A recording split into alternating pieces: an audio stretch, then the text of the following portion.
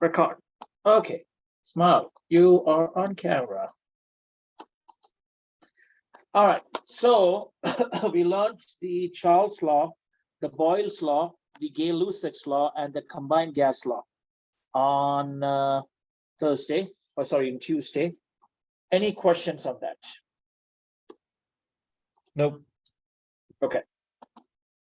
So now let's introduce the concept of number of moles, which is what you have already, you're already aware of that. N is the number of moles. And you know, this is a very important parameter because N is basically whatever is the weight, divide that by the the molar mass, which is nothing but the mass. Okay, so those weight and mass get interchangeably used, you know this. The molar mass is the weight per mole of the substance, correct? Or what does 1 mole of each of that entity, whether it is carbon dioxide, or whether it is carbon monoxide, or nitrogen as a single atom, or a very complex molecules like C3H8O7NPS. I'm just making up this thing, right? N2. So this is very common. So take the individual weights of each of those atoms, multiplied by the number of atoms in that mole, and that is the molar mass. So if you're given 100 kg, and 100 kg divided by the molar mass gives you the number of moles. Making sense so far?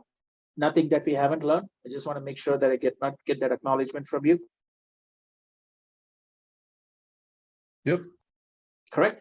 So this is how you calculate N, the number of moles, which is in a balanced chemical equation or balanced chemical reaction. That's the stoichiometric ratio. For example, CH4 plus O2 gives you CO2 plus H2O, and then balance it out. Carbon is balanced. It is 2 here, and then so 2 carbon, 4 oxygen. Hydrogen is balanced. Did I mess that up? I think I messed that up. Gives you, so CO2 plus H2, I need, oh, this is what I need. So 2H2, so that accounts for the 4 hydrogen, 2 oxygen plus 2 oxygen, and then you get 2. So this, the number of moles is 1:2:1:2, correct? And this is a balanced chemical equation. So you have 1 mole of methane reacting with 2 moles of oxygen to give you 1 mole of carbon dioxide plus 2 moles of water. Okay, so this is the concept of number of moles. Now you're going to be working with the number of moles with the volume of a gas. We are still in the gas module. Okay, so we are still not in the solids or liquids. So we are going to see how the number of moles and the volume of a gas are related. And this is called as the Avogadro's law. Okay, so now in a gas, you need to understand one thing, that when you are changing the parameters, the gas of the volume of the gas, the pressure of the gas, the temperature of the gas, all those things are changeable. But the one thing that does not change usually is the number of moles. So 1 mole of a gas occupies, say, volume V1 at a pressure P1 at a temperature T1. The same 1 mole of gas occupies a different volume at a different temperature and a different pressure. Okay, so what this is saying is, now the Avogadro's law is if the pressure and the temperature are held constant, which means that P1 is the same as P2, T1 is the same as T2, the volume of a gas is directly proportional to the number of moles of a gas. What this means is, if 1 mole of gas occupies a volume of V1, 2 moles of the same gas will occupy twice the volume of the original one. In other words, the volume is directly proportional to the number of moles. This is what Avogadro's law states. Okay, or in other words, V is directly proportional to N, or V over N is a constant. Keep in mind, in this equation, pressure and temperature are the same. So basically, if you have 1 mole of a gas, it occupies a certain volume. Doubling that number of moles will give you double the number of volume. Tripling it is going to be tripling the volume. In other words, as you increase the number of moles of that gas, the volume occupied by those new number of moles is going to be directly proportional to the original number of moles. So this is graphically illustrated by 1 mole occupying 1 liter, 2 moles occupying 2 liter, or as the number of moles increases, the volume increases. So the lungs of an average male hold 0.25 moles of air in a volume of 5.8 liters. How many moles of air do the lungs of an average female hold if the volume is 4.6? The male and the female are just here for confusion. What this is saying is that 0.25 moles occupies 5.8 liters.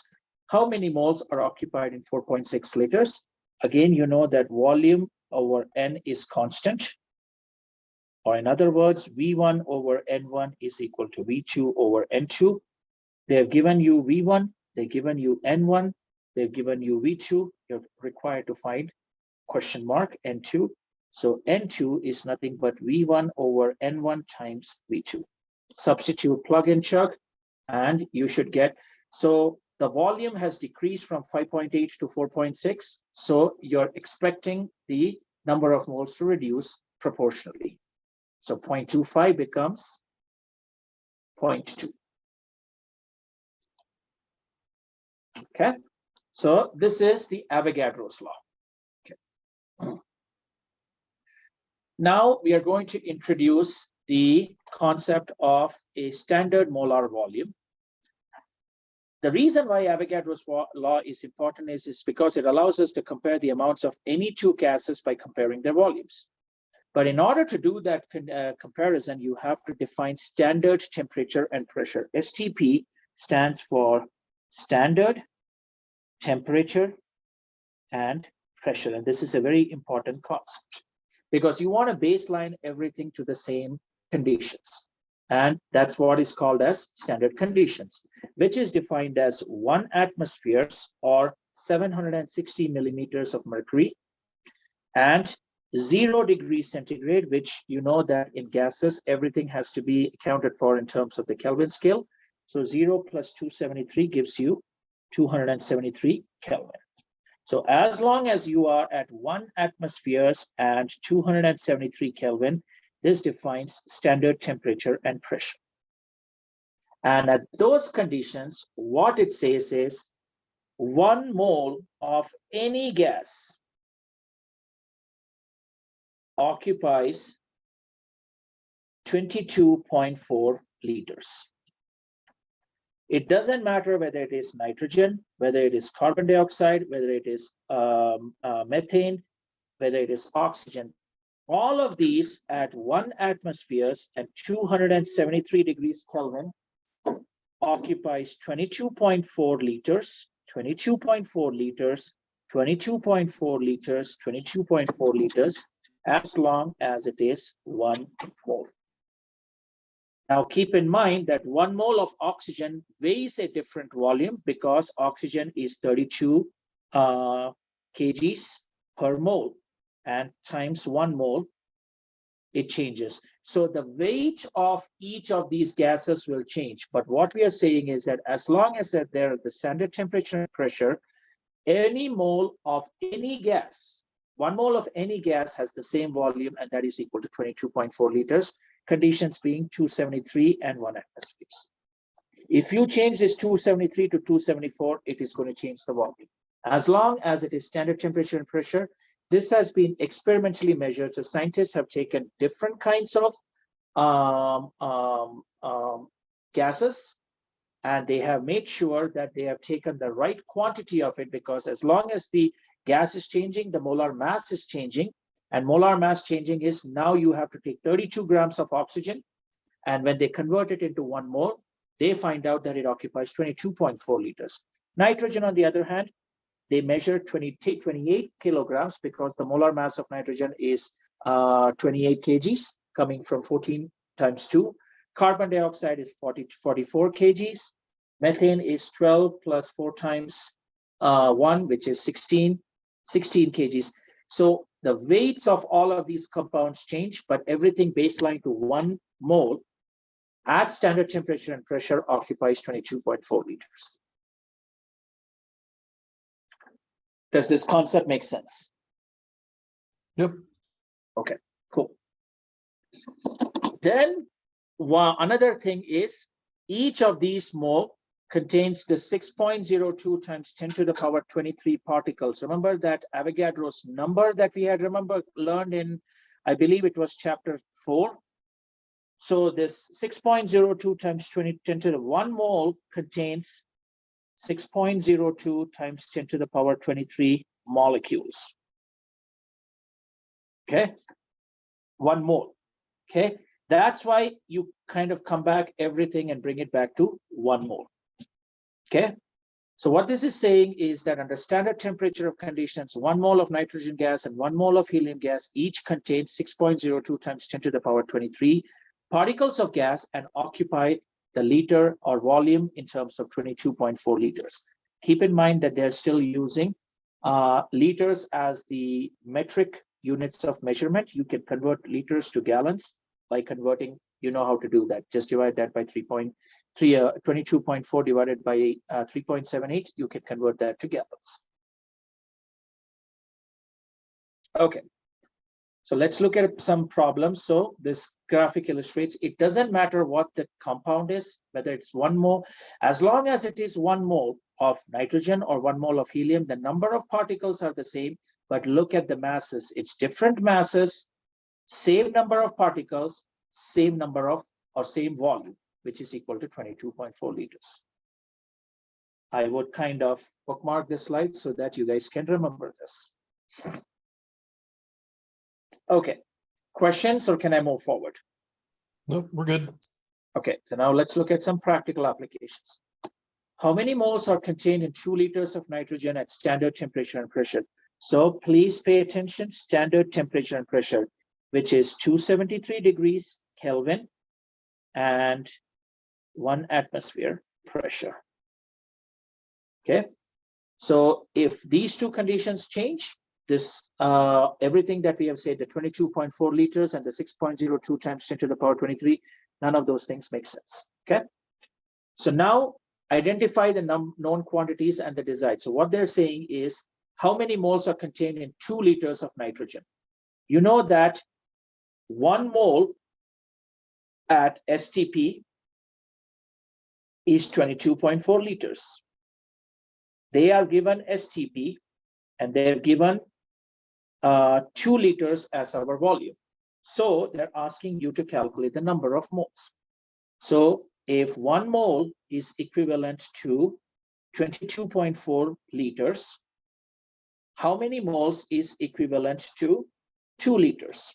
So question mark becomes 2 liters times 1, divide that by 22.4 liters. Liters gets canceled. So 2 divided by 22.4, that should be the number of moles at STP contained in 2 liters, which is 0.089 moles of nitrogen.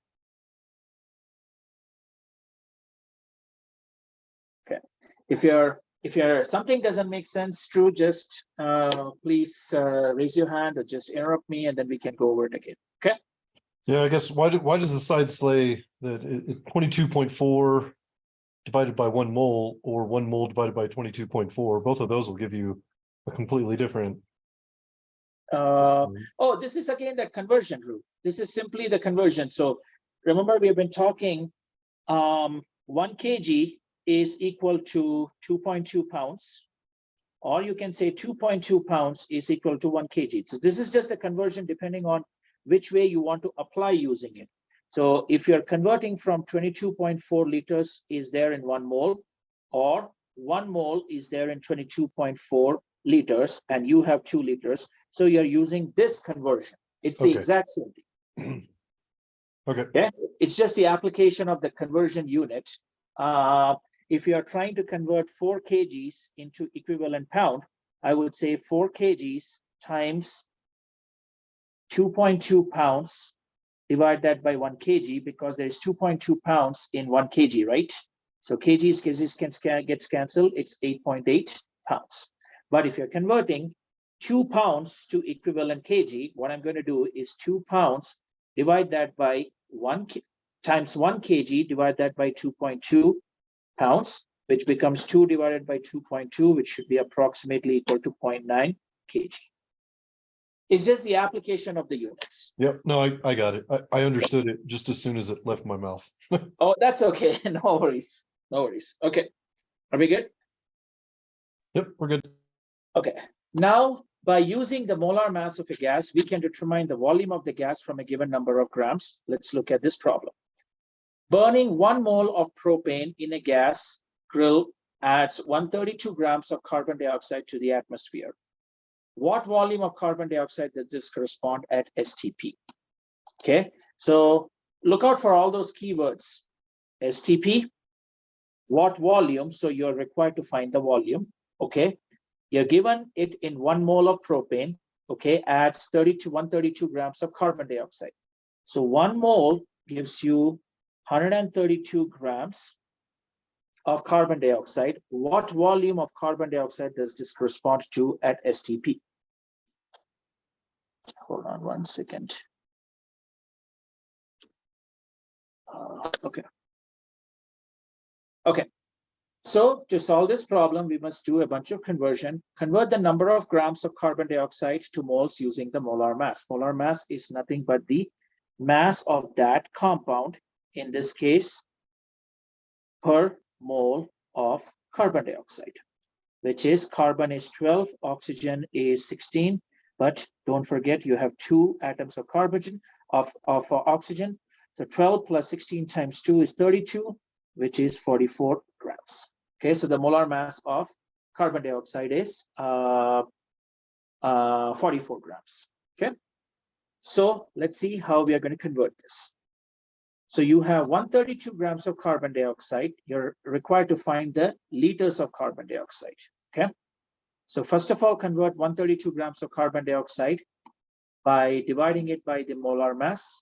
1 mole contains 44 grams. You have 132 grams. Grams and grams gets cancelled. 132 divided by 4 is 3 moles of carbon dioxide. So this reaction of burning 1 mole of propane produces 132 grams of carbon dioxide, which is equivalent to 3 moles of carbon dioxide based on the molar mass. But that's not what they're asking. They're asking you is, you are producing 3 moles, but what does that correspond to in terms of volume at STP? If they do not say STP, you cannot solve this problem, because the only way you can solve the problem is at standard temperature and pressure. Technically, you can apply for correction at a different temperature and pressure, but that's not part of this scope. So we're not going to cover that. So make sure that STP is mentioned. So you've calculated the number of moles. Now you know that each mole at STP occupies 22.4 liters. You have 3 moles. So 3 times 22.4 gives you 67.2 liters of carbon dioxide. It's again applying the same conversion of molar mass and then molar volume. Don't get confused between the two. Okay, the molar means it is the mass occupied per mole of that compound. This is the volume occupied by the 1 mole. The only thing that you have to remember is that the molar mass is a universal concept applicable for gases, liquids, and solids. The molar volume is only applicable at STP and only applicable for gases. This is not for solids or liquids.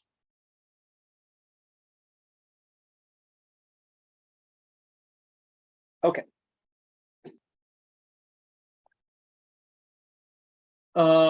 Good so far? Yep. Okay.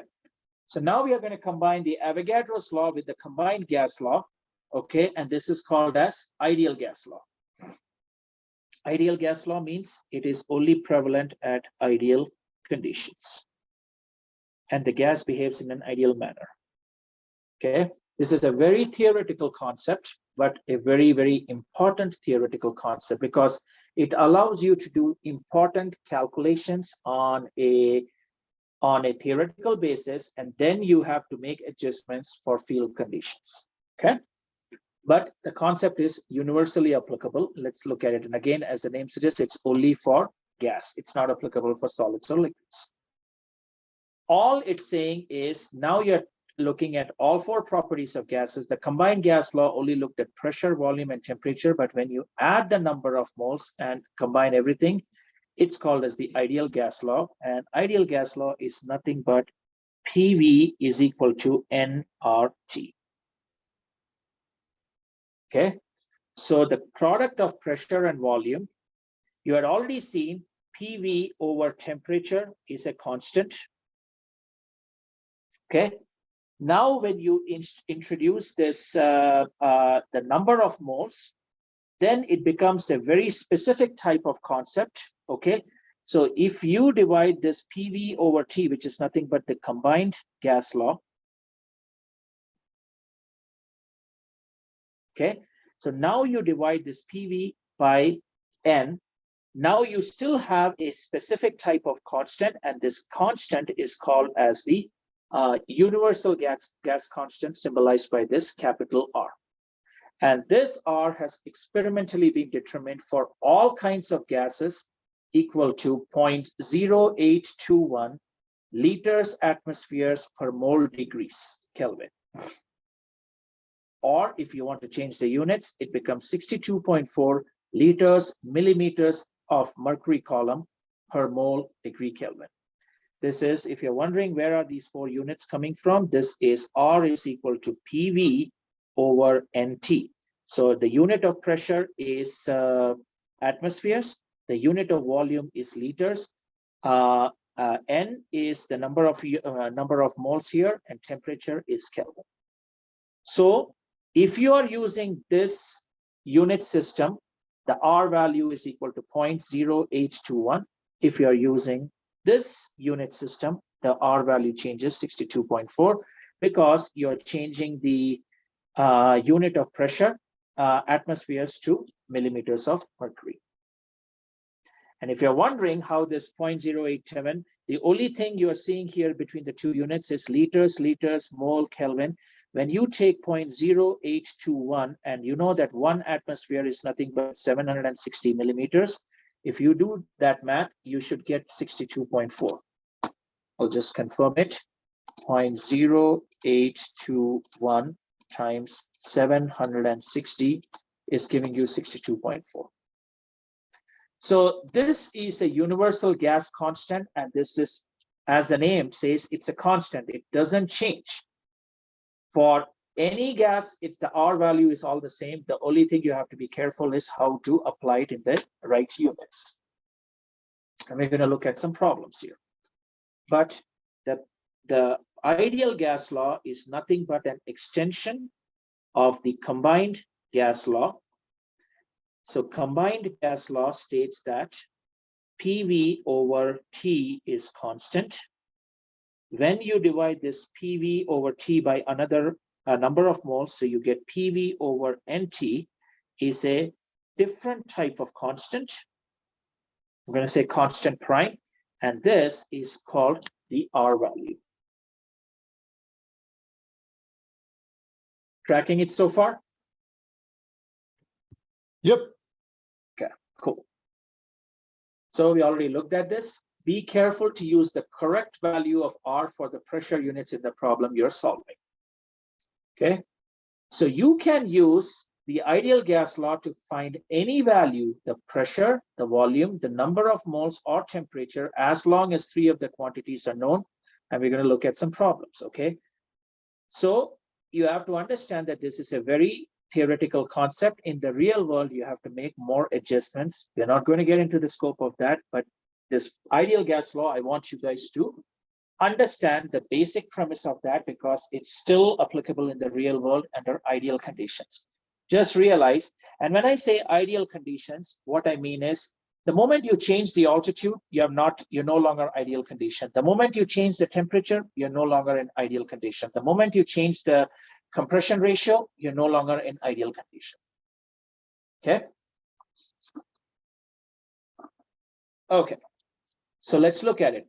How many moles of gas are contained in a typical human breath that takes in 0.5 liters of air at 1 atmosphere's pressure and 37 degrees centigrade? Any problem, please start by listing out all the known quantities and all the unknown quantities or the desired quantities. So you're given pressure of 1 atmospheres, volume of 0.5 liters, and temperature of 37 degrees centigrade. The question they're asking you to find out is how many number of moles. So N is the unknown.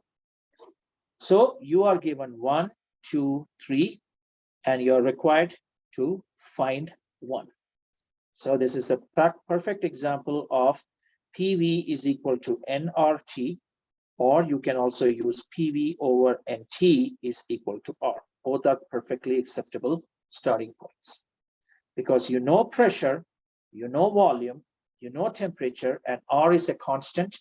It can either be 0.0821 or 62.4. So since our problem has got 1 atmospheres, the pressure is the only one that kind of changes the R value. Since our units of pressure are in the problem are in pressure, pick the one that says atmosphere. So you're going to use the R value of 0.0821. That's what they're saying. You have to be careful to use the correct value of R for the pressure units in the problem you're solving. So since the pressure unit in our problem is in atmospheres, you're going to use 0.0821 liter atmosphere per mole degree Kelvin. So let's see how to solve this. So first of all, convert the temperature to Kelvin. Don't forget to do that. So since the temperature is in Celsius, TC plus 273 gives you 37 plus 273, 310. Use the value of R in atmosphere because the pressure is given in atmosphere, so 0.0821. So now you know PV is equal to nRT. You are trying to calculate N, so isolate that. So this now rearranging, it becomes PV is equal to RT. If you were to start from this equation, PV over NT is equal to R. Now you're just taking this N over here, you're bringing the R down here. So you get the exact same thing, PV over RT is equal to N, which is what you're trying to calculate. So now you simply substitute. Pressure is given to be, I believe, 1 atmosphere. Volume is equal to 0.5 liters. And I would encourage you guys to keep writing the units, because in that way you can make sure that the units are crossing out. Then you are divide that by the R. R value is 0.08, oops, not 0.0821 liters atmospheres per mole Kelvin, this whole thing in parentheses, times the temperature, but in 310 Kelvin, you converted that. This is equal to N. So now K crosses out, the K crosses out, liters crosses out, liters crosses out, atmospheres crosses out. You're left with only mole, but it's in the denominator of the denominator, which means it goes to the numerator. So now you're left with 0.5, divide that by 0.0821, divide that by 310, which when you solve that math, you should get 0.5, divide that by 0.0821 times 310. You should get the number of moles equal to 0.0196, which you can round it up to 0.02 moles. So this is the thing where you have to be very careful in terms of how you're tracking. Don't be intimidated by this R value, which has got 4 different units for 4 different parameters. So don't get confused by it. If you track it, everything, ultimately you can make sure that if you're tracking the number of moles, eventually that's the only thing that's going to survive. If you set it up correctly and in a different way, if you're using PV is equal to nRT and you're required to calculate V, you can be rest assured that when you use the right value of R, this R eventually will cancel out, and the volume, the final answer you're going to get is going to be in liters, because the R value has got the volume component as liters.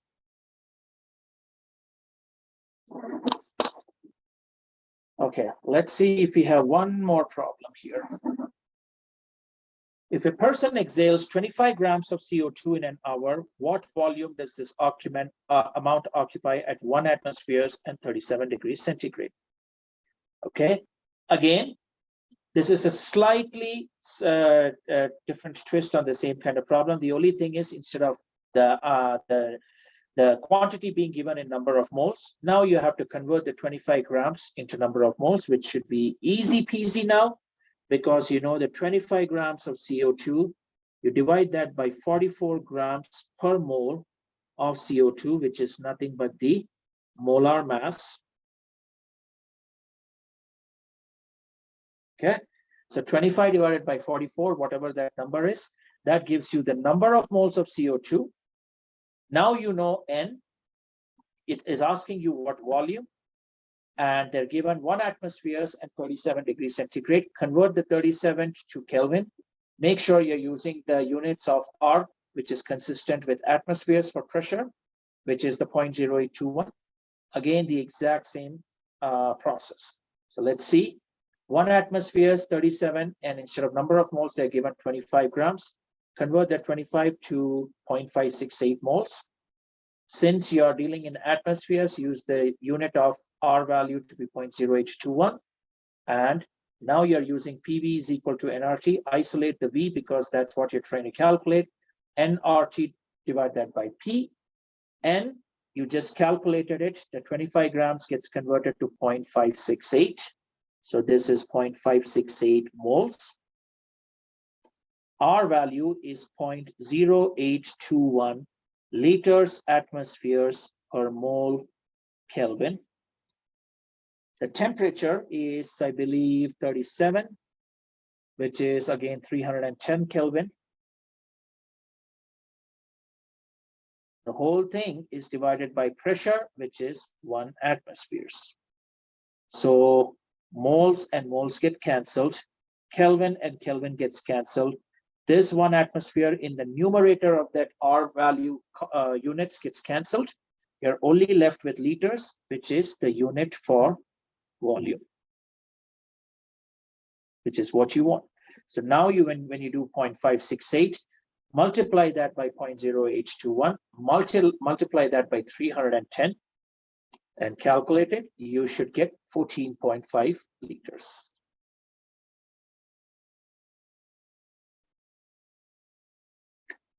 Question? Nope. Cool. Okay, let's see. Dalton's law. Okay, so this is another concept related to gas, and then we can wrap up gas. So Dalton's law and partial pressures, I already mentioned to you on Tuesday at the beginning, at the starting portion of the chapter. Since gas particles are very far apart, blah, blah, blah, we are going to go into all these things. Dalton's law is basically applicable for a mixture of gases, okay?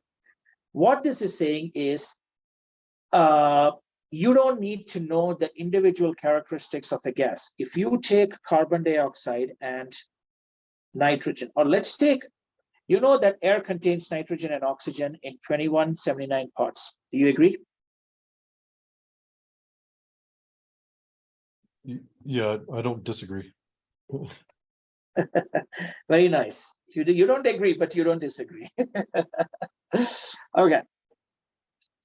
The air we breathe is made up of oxygen and nitrogen, and the ratio of those two is 21:79. In other words, if you take 100 liters of air in a cylinder, you will find out that it usually has 21 liters of air, of oxygen, and 79 liters of nitrogen. If you take a cylinder that is 1000 liters of air, you will have 210 liters of oxygen and 790 liters of nitrogen. Okay, that ratio is always fixed. But the problem is you can never isolate in a cylinder of air, the particles of oxygen and nitrogen are completely homogeneously mixed.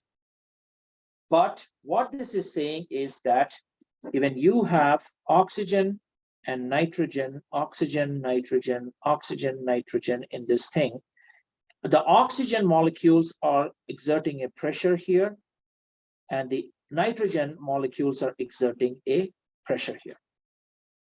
This is where the Dalton's law of partial pressure means what is the pressure exerted individually by oxygen and what is the pressure exerted individually by nitrogen. The total pressure of the system is what is being exerted as a whole by this gas mixture, okay? But individually, what is the pressure of oxygen and individually what is the pressure of nitrogen? That is what the Dalton's law, and what that says is that the total pressure is the sum of the partial pressure of its gas component gases. So in the P total is nothing but P nitrogen plus P oxygen. If you have a gas mixture that has got methane, oxygen, nitrogen, I'm making this up, okay? So now the P total of this gaseous mixture is going to be P CH4 plus P oxygen plus P nitrogen. In a gas mixture, the total pressure exerted by that mixture of gases is equal to the sum of the individual partial pressures of the components that make up that gas mixture. For example, you have a gas A, which is exerting a pressure of 5 atmospheres. You mix that with a gas that is individually contributing 3 atmospheres. Now, if you figure out a way to mix these two gases, the combined pressure of the system is now going to be 8 atmospheres, which is just the sum of 5 atmospheres plus 3 atmospheres. So a sample of exhaled gas. So when we breathe out, right, when we breathe in air, which has got oxygen and nitrogen as the main compounds. But when we breathe out nitrogen, we breathe out oxygen, we breathe out carbon dioxide, and we breathe out water vapor. The nitrogen is an inert gas. Whatever we breathe in, we usually breathe it out. Nitrogen doesn't get processed by the body. Okay. What this is saying is these are the 4 components of the gaseous mixtures that you're breathing out. Individually, the partial pressures of these 4 constituents are 563. Now you're just looking at a different unit, millimeters of mercury. Keep in mind, 1 atmosphere is equal to 760 millimeters of mercury. So what is the total pressure of the air that we are exhaling from our lungs? Every time we take in a breathe in, and we are breathing out, we are exhaling air, right? That air contains these 4 components. What is the total pressure of this air mixture that we are exhaling? That's the question, which is nothing but PN2 plus PO2 plus PCO2 plus PH2O. And this will be 563 plus 118 plus 30 plus 50. All of them are in millimeters of mercury. When you add this up, you should get 761 millimeters, which is what you would exhibit, because these are the only 4 constituents. So when you breathe it out into the atmospheres, you know that the atmospheric pressure is 1 atmospheres. So it kind of resonates with what you would expect to see as the atmospheric pressure.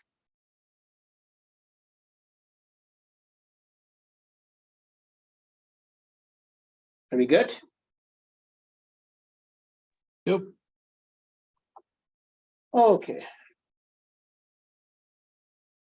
We can also calculate the partial pressure of each gas in a mixture if 2 quantities are known, and that's what I was trying to say. It's always in that ratio. So air is a mixture of 21% oxygen, 78% nitrogen, and if you're really trying to track it on a technical level, there is this 1%, which is very small, right? So compared to 21 and 78, 1 is very small. But if you're really trying to calculate it, it's 1% argon, okay, which is the noble gas. Okay, what is the partial pressure of each gas at sea level where the total pressure is 760? Okay, so in Florida or California, you know that the pressure is 760 millimeters, which is the same as 1 atmosphere. So now they're asking is what is the partial pressure of oxygen, partial pressure of N2, and partial pressure of argon. They've given you the ratios. So these are nothing but 0.21 times 760. This would be 0.78 times 760. This would be 0.01 times 760. And then when you do the math, you should get these three values: 160, 590, and 8 millimeters.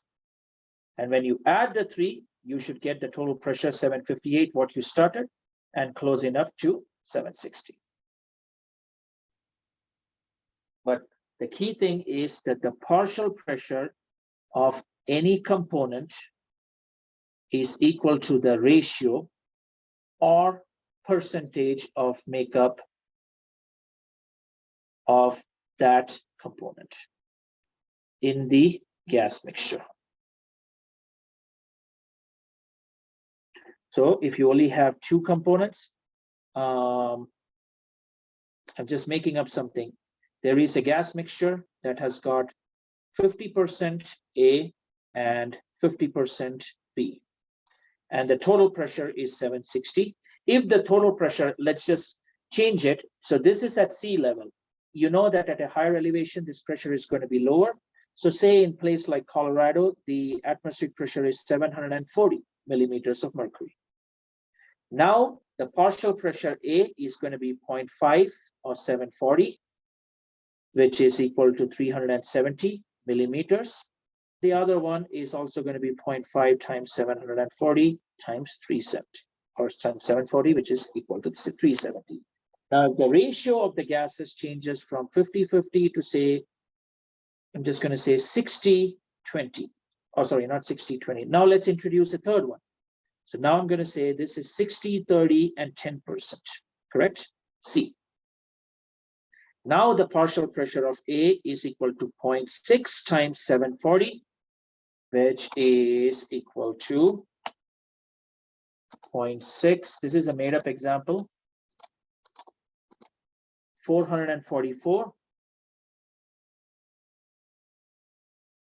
millimeters of mercury. 0.5 times, no, the second constituent B, sorry, this should be B. This should be equal to now 0.3 times 740. So 0.3 times 740 should be equal to 222.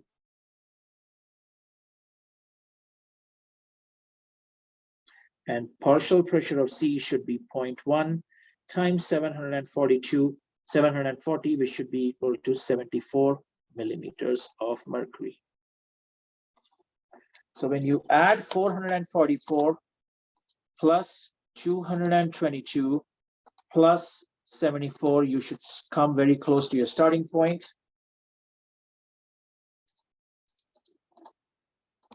Which is exactly, in this case, it exactly adds up to 740. Making sense, Drew? Yeah. Okay. This is some practical applications. Okay.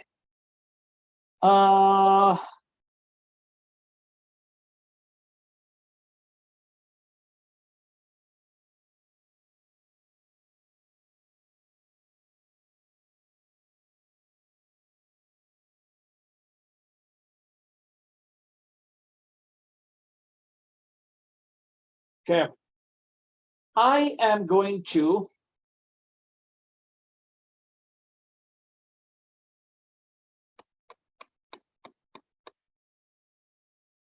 skip solids and liquids.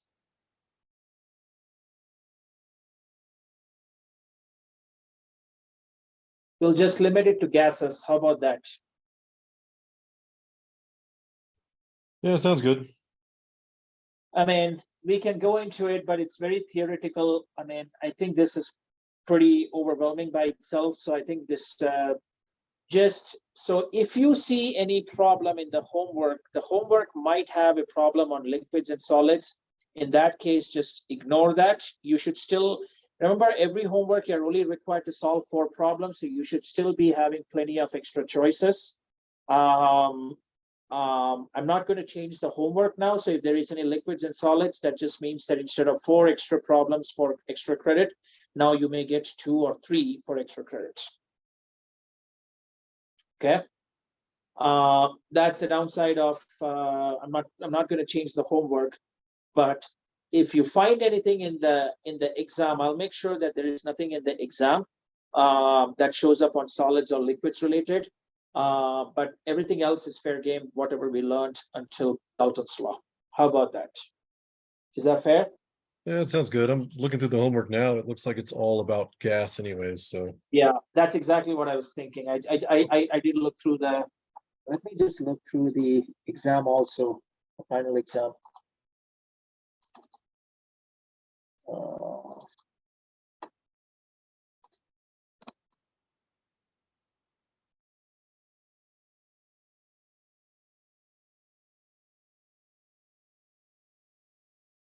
Yeah, I don't see any problem in here which talks about the solids or the liquids, so I feel good about it. So how do you feel about that? You good with that? Yep, sounds good to me. Yeah, my logic here is Drew, is so much you can get into it. I just don't feel that. I don't want to overwhelm you guys, so because this itself was a lot of concept, right? In terms of the 5 different laws and the Dalton's partial pressure and things like that. I'd rather have you guys focus on one topic with some quality rather than spread you guys in terms of number of topics, if that's just diluting the learning objective. So it's an executive decision I'm making here, but I wanted to make sure you're comfortable with it. If Matt and Brian would have been here, I would have offered that same question to them, but you get to make the choice. Are you okay with this? Yep, I'm good. I mean, I could always refer to the slides if I wanted to, so. Yeah, cool. Okay, I think I feel good about it. So why don't we call it an evening here? So we are essentially everything that is there. I would encourage you to read this thing, the Dalton's law and partial pressures from an application standpoint. It's nothing but why, at high altitudes, the partial pressure of oxygen is much lower. You already know, right? I mean, so you ever been to Florida or California or Hawaii? Yeah, I mean, Florida, Hawaii. Right. I stay away from California. Fair enough. That's fine. It was not a political question if that's where you're going with this, but where I was going with this is sea level. Generally, it's easier for you to breathe. Most people, I don't know if you have heard this, but remember that cyclist Lance Armstrong? Remember that guy? Yeah. He used to come here to Colorado to practice because most of the Tour de France and all those things are happening in those mountains, right? And in order to, and you know that doing any physical activity or exercise up in the mountains at a higher elevation is difficult, right? That's why when you're doing a 14er, you usually run out of breath, correct? Yeah. And the reason for that is because as you go higher in elevation, so think about this. This is Florida, okay? And this is sea level, which is 0 meters or 0 feet. What is the elevation of Colorado, generally speaking, give or take? Like 6,000 feet. 6,000 feet, correct? So you know the air here is thin. So even people who come here, if you have relatives or you go for an extended stay in Florida and you come back, your body is going to take some time to get used to. Yeah. Now you're going and doing a 14er, which is 14,000 feet. The air is still lower. So here you have 21 parts of oxygen in 100 liters, correct? Or 21 liters of oxygen. This one now becomes 18 parts. Here it becomes 14 parts. Your body is still requiring the same oxygen to function, right? So if you require 40 parts of oxygen to do a basic respiration, right? You can get to 40 parts quickly with 21 parts being available, but now you're having to work harder. You're having to work even harder.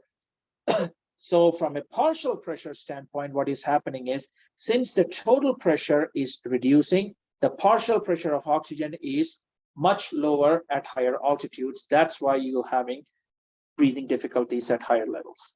And that's why when you are doing supplemental oxygen, the Mount Everest, if you have ever seen those documentaries on Prime or Netflix or any of those OTT platforms, you know that Mount Everest is roughly 29,000 feet. So it's 2 14ers put together. And that's why, which is 29,000 feet is the same as roughly about 8,000 meters. So that's why you have to carry oxygen, because the natural oxygen, it's not that it doesn't exist at Mount Everest. Now you're looking at extremely low oxygen content. It's only 7 parts available. Does that make sense? That's why Yeah. you carry oxygen cylinders, right? It makes sense.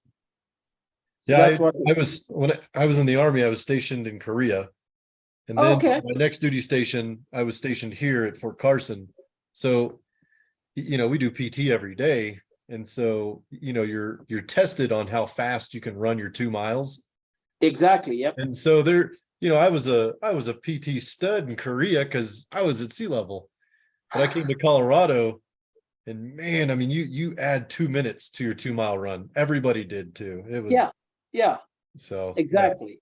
But then someone who trains in Colorado and And then goes goes to- to sea level, they're gonna be like excelling, right? Oh yeah, no, absolutely. So And yeah, that was the whole idea, I mean, like, and that's the reason why US athletes, and there is a reason why, I mean, it's just, I mean, I don't know Yeah. the history of it, but Olympic Training Center, there is a reason why people from all over the country come here to train. yeah, absolutely. Because then when they go to a normal, because Colorado altitude makes a big difference, right? And it's one of the major cities in the United States where you can, so people, that's why Colorado Springs is such a big deal for athletes to come over. And back in the day, I used to tutor a student who was a Olympic athlete. And I've gone to the Olympic Training Center and my mind was blown away. I mean, these athletes, oh my God, these guys are phenomenal. There's no reason why the US tends to do so well. It's not because and people are really, really that good. These elite athletes, they're just amazing. But the kind of hard work that they put in, I mean, it's mind-boggling. Yep. Cool. All right. I think so. Let's let's close it on that. And if you have any questions, let me know. But we will pick it up next Tuesday and finish up the chapter on we'll start the chapter on solutions. So we've got, let me just check the schedule here. We've got, I believe, 3 more weeks. Is that correct? Yeah, Yep, we got 3 more weeks. Acids and nuclear chemistry. Correct. So just to give you a heads up, solutions, there is a discussion board and a homework. Acids and bases, there is a discussion board and a homework. Nuclear chemistry, there is only a discussion board, there is no homework associated with it. And nuclear chemistry will not show up on your final exam. Actually, let me rephrase. Acids and bases also does not have a homework associated with it, but acids and bases will show up on your final exam, but there is no homework associated with it. Nuclear chemistry, it will not show up on your final exam, neither there is a homework associated with it. Yeah, okay. So the nuclear chemistry is the funnest chapter because it's purely for learning, and I really like that. You'll find out that there is so much of practical applications in terms of power, in terms of medical chemistry. it's a really cool chapter. And when you don't have to worry about a homework or not having to worry about the final exam from a content standpoint, it makes it very easy. Based on feedback I've received from students, that's actually one of the chapters that most people really enjoy. Yeah, no, that sounds good. I like the freebie classes where it's just information. No pressure, right? And Yeah. you can relate to it because you see that a lot in your everyday life. So Yeah, I think your trig class was the same way. You started getting into like calculus, like I don't know. But it was good exposure if you do decide to go. yeah, for it's just about exposure, right? And I understand and reiterate one thing, Drew, that chemistry is not for everyone, but at the end of this term, I'm hoping that you can just appreciate the everyday aspect of chemistry that you unknowingly experience. And next time, if you just like bake a cake, you go to get an MRI and you say, oh, wow, this is something that I've learned in my chemistry class, right? If you can walk, I mean, when you're looking at a PCB on in your electronics class, right? And then you're applying, oh, there is this basic concept of resistors and transistors and all these things that we learn from a trig standpoint, not from a EE standpoint or from an electronic standpoint. Manufacturing of PCBs, when you talk about some of these inert gases, and if something, your light bulb goes off, wow, I did learn about this thing. I mean, argon, xenon, neon, these things are like, they don't react, right? And there is a purpose of why they do what they're doing. Acid-base chemistry, when you're looking at a battery cell, right? That's what I want to spur in terms of an exposure standpoint. Yeah. From an engineering standpoint. No, I'm definitely grateful to take a chemistry class. I know there's some other people that are getting the same degree that I am, but they don't have chemistry at all in their syllabus or their future classes. So yeah, I don't know. It's funny how they arbitrarily decide what courses you need to pass to get the same degree that another person's taking. So I was glad to get this one. Do you teach anything else other than trig and chemistry? You do like physics or? No, I don't. No, I Okay. don't. This is it. So you're done with me. I'm no longer going to be pestering you anymore. That's okay. We got another 3 weeks, so. Awesome, man. Well, I won't keep you up any more longer. So enjoy your evening, enjoy your weekend, and I will see you on Tuesday. And please, as always, if you have any questions, let me know. Everything should be graded, including your midterm and the exam solutions, the homework solutions, everything should be posted. If I missed out on anything, please let me know. Okay, sounds good. Thank you. Take care, man. Bye. Bye.